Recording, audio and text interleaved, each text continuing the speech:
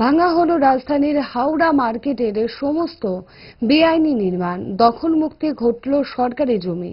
আজ সেই হাওড়া মার্কেট গেলেন আগরতলা পুর নিগমের মেয়র দীপক মজুমদার।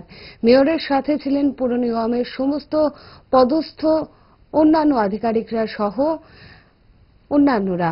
খালাস হওয়া পুর নিগমের জমির বর্তমান অবস্থা ঘুরে দেখে এসেন মেয়র। সেখানকার বেদখল করা জমিতে যারা ব্যবসা চালিয়ে আসছিলেন তাদের প্রতিনিধিদের সাথেও এক প্রস্থ আলোচনা হয় মেয়রের।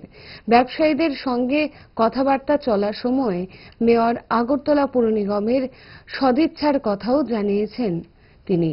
মেয়র জানান যে সব ব্যবসায়ীরা বৈধ লাইসেন্স রয়েছে তাদের জন্য আগরতলা পুর নিগম 1 মাসের মধ্যে বিকল্প ব্যবস্থা করে দেবে। দেখুন সংবাদ মাধ্যমে জানিয়ে কি জানিয়েছেন দীপক মজুমদার। এই কর্মসূচি এর মধ্যে আমরা ওনাদের 1 মাসের মধ্যে আমরা চেষ্টা করব তারা যাতে পুনরায় ব্যবসা করতে পারে। আমি বলবো যে পুনর্বাসনের বিষয়টা আমরা আগরতলা পৌর নিগম আমাদের সরকার ভারতীয় জনতা পার্টির সরকার সবসময় যখনই আমরা এই ধরনের প্রকল্প ঘোষণা করি তখনই আমরা পুনর্বাসন করার চিন্তা করছি যাদেরকে যারা আমাদের সহযোগিতা করবে, যারা কোনো রাজনৈতিক দলের বা কোনো ব্যক্তি বা প্রতিষ্ঠানে কাজ করবে তাদেরকে আমরা কোনো সুযোগ দেবো না। এমনিতেই এটাও পরিষ্কার যে যারাই শহরে বিভিন্ন প্রান্তে বসেন তারা গরিব হলেও তারা বেআইনি মানুষের স্বাভাবিক জীবনযাত্রাকে অচল করে তারা কিন্তু দখল করে দেবে।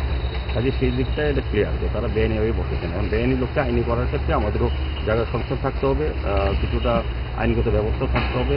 মানে আজকে যাকে উঠালাম পরের দিন এটা ব্যাড প্র্যাকটিস আগরতলা শহরে।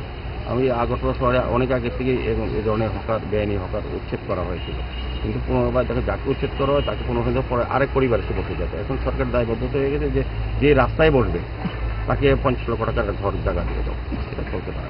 এটা